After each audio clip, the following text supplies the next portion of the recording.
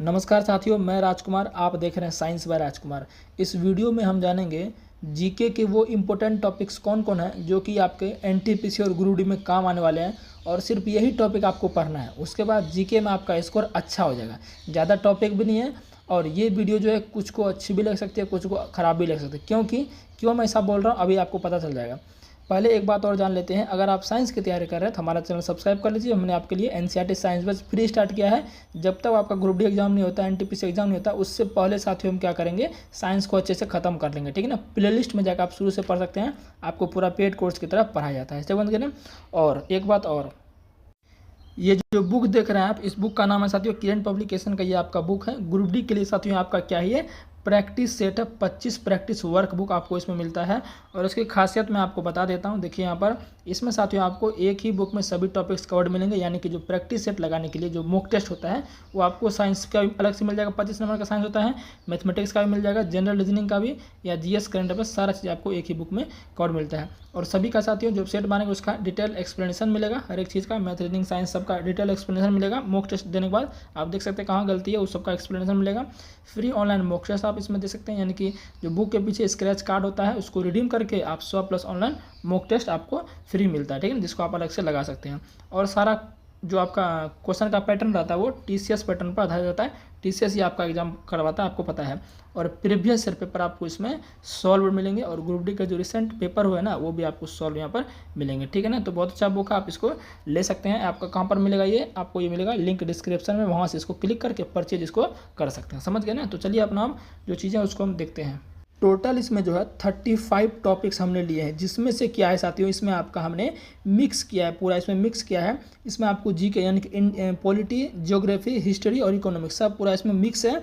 और आपका जो स्टैटिक जीके वाला पार्ट होता है वो भी हमने इसमें लिया है। यानी कि कहने का मतलब कोई स्पेशल हमने ये नहीं बताया है कि हिस्ट्री में ये पढ़ना है, पॉलिटी में ये पढ़ना। हमने पूरा आपको समझिए जो जनरल अवेयरनेस होता है जी, वो पूरा ही बता दिया 35 टॉपिक्स में। ये 35 टॉपिक्स जो कंप्लीट कर लेता है ना, समझिए उसका जो है एनटीपीसी में कितना नंबर का पूछता है। एनटीपीसी के प्री की बात करें तो सारे 40 नंबर का पूछता है। और 40 नंबर में साथियों आपका जो है 40 नंबर में आपका जो है 20 से 22 नंबर जो आपका है ना, 20 से 22 नंबर साथियों आपका जो है क्या रहता है पता है, 20 से 22 आपका रहता है, ये रहता है पॉलिटी, ज्योग्राफी, हिस्ट्री, इकोनॉमिक्स और प्लस में स्टैटिक जीके रहता है।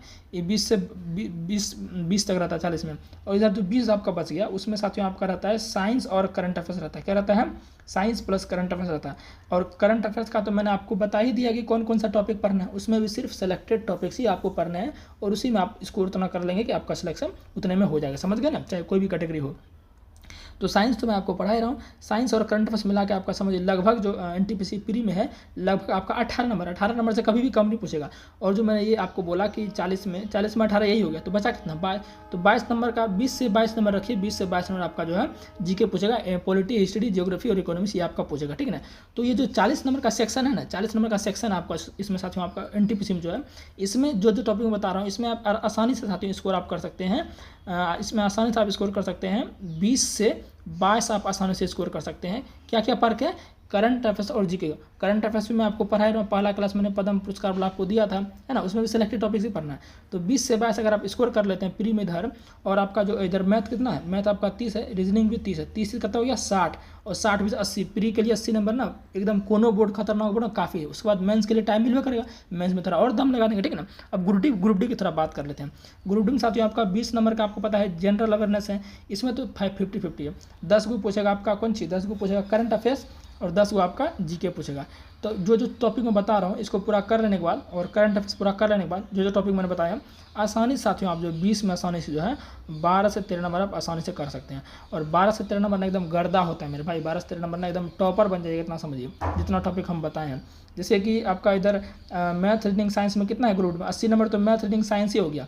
और जो 20 नंबर में अगर आप 12 स्कोर कर दीजिए, चलो 10 ही स्कोर करिए 90, तो बताइए 90 ऐसा कोई भी कैटेगरी है जिसका कट ऑफ पार ना हो, सभी का पार कर जाएगा, एकदम कट ऑफ से ज़्यादा ही नंबर होगा। समझ गए ना।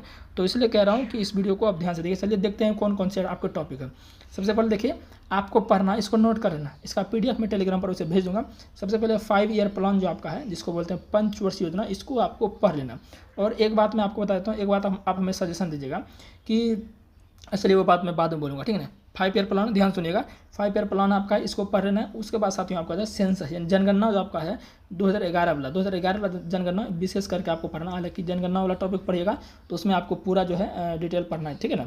तो ये जनगणना हो गया। उसके बाद साथियों आपका जो है इसमें और क्या पढ़ना है आपको, रिवर नदी के बारे में पढ़ना है कि किस नदी का उद्गम स्थल कहाँ है, कहाँ मिलती है, कहाँ गिरती है, उसकी सहायक नदी क्या है ना, वो सब पढ़ना है। फिर माउंटेन पर्वत के बारे में पढ़ना है। फिर आपका लेक झील के बारे में पढ़ना है, कौन सा झील कहाँ पाया है ना, ये सब पढ़ना है।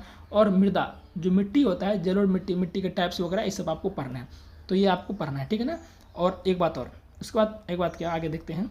उसके बाद फिर देखिए सब हमने मिक्स किया है, Indian polity, history, geography, economics सब हमने मिक्स किया है, इसलिए बोल रहा हूँ, कोई अलग से मैंने ये नहीं बताया, बस इतना ही पढ़ना है, इतना टारगेट रख लीजिए। प्रेसिडेंट राष्ट्रपति को पूरा पढ़ना है ना। गवर्नर राज्यपाल के बारे में पूरा आपको पढ़ना है। कॉन्स्टिट्यूशन संविधान के बारे में पूरा आपको पढ़ना है, ठीक है ना।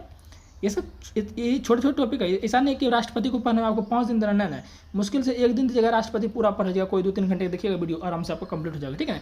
इसलिए मैं आपको जो है चीज़ों को आसान करके दे रहा हूँ। आर्टिकल्स मतलब अनुच्छेद जितना भी है पूरा आपको पढ़ना है। अमेंडमेंट संशोधन जो आपके संविधान संशोधन हुए, जितने भी संविधान संशोधन हुए सभी को आपको पढ़ना है। फिर आर्ट एंड कल्चर, कला एवं संस्कृति से संबंधित पूरा क्वेश्चन पढ़ना है।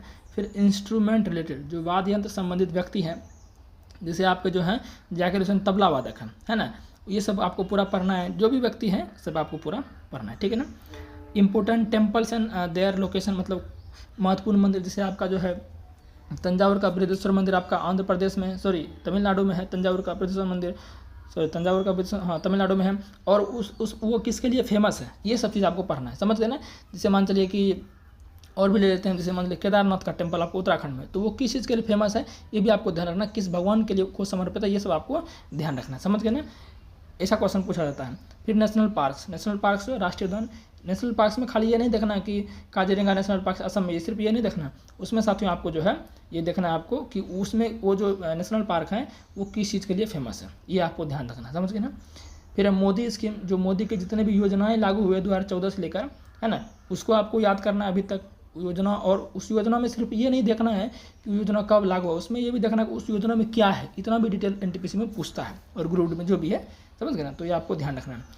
ऑल अवार्ड्स, जितने भी अवार्ड्स आपके हैं, जैसे कि ऑस्कर अवार्ड्स कब से लागू हुआ, संगीत नाटक अकादमी अवार्ड कब लागू हुआ, है ना, ये सब आपको ध्यान रखना। दादा साहब फाल्के पुरस्कार कब से दिया जाता है, ज्ञानपीठ पुरस्कार कब से दिया जाता है, प्रथम प्राप्तकर्ता कौन है, जब आप पढ़िएगा तो ये सब आपको पढ़ना है, समझ गए ना।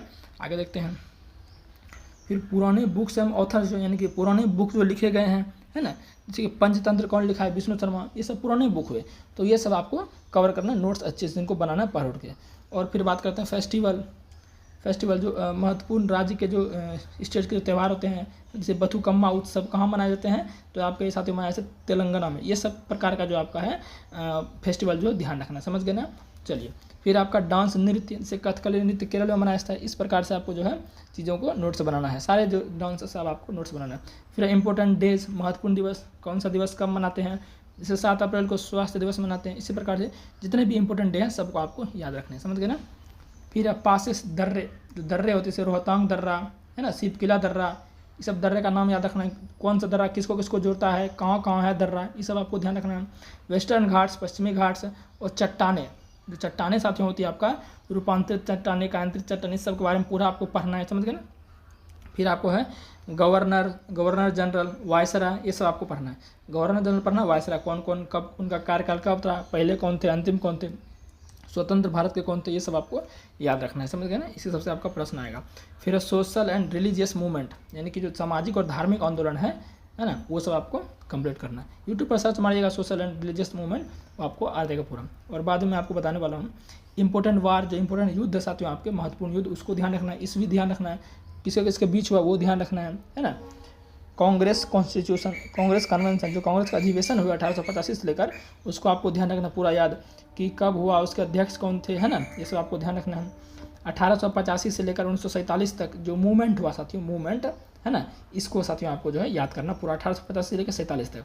फिर जलडमरू मध्य, ऑल डायनेस्टी, जो सारे जो वंश है, जैसे सल्तनत वंश जो हो गया, ये सब आपको पूरा क्या करना, कंप्लीट। इतना कंप्लीट करने के बाद जो है आसानी से साथियों आप जो है जीके में इतना स्कोर कर लीजिएगा कि आपका सिलेक्शन दूर नहीं होगा। एनटीपीसी और ग्रुप डी दोनों में बात कर रहे हैं, इतना टॉपिक काफ़ी है एनटीपीसी और ग्रुप डी दोनों के लिए, समझ गए ना। तो इतना कर लीजिए पहले, इतना आप तुरंत आप नहीं कर लीजिए, इसमें आपको समझ लेगा। मुझे लगता है इतना टॉपिक दिया है ना, ये 35 टॉपिक है, इसको आप चाहिएगा तो 1 मंथ में आप इसको कंप्लीट कर सकते हैं, या 1.5 मंथ में आसानी से इनको कंप्लीट कर सकते हो। वो आप पर डिपेंड, आप चाहे तो इसको 20 दिन में कंप्लीट कर लीजिए पढ़ के, लेकिन पढ़ने के बाद उसको आपको रिवीजन भी करना है ना, खाली पढ़ने से छोड़ेगा, रिवीजन भी करना है। तो यही था। तो अगर आप चाहते हैं कि ना इस सबको हम कराएं, तो हम साथियों क्या करेंगे, पहले इसको हम अच्छे से डिटेल में पढ़ लेंगे, उसके बाद नोट्स हम अपना बना लेंगे, उसके बाद आपको अच्छे से इनको हम आपको पढ़ाएंगे, ठीक है ना। बाकी तो मुझे नहीं लगता मुझसे ही हो पाएगा, क्योंकि टाइम उतना रहता नहीं है साइंस पढ़ाने के लिए, ठीक है ना। तो देखेंगे, बाकी आप लोग ज़रूर कमेंट करिएगा ये जो वीडियो है आपके लिए हेल्पफुल है कि नहीं, इस बात को आपको कमेंट करना है, ठीक है ना।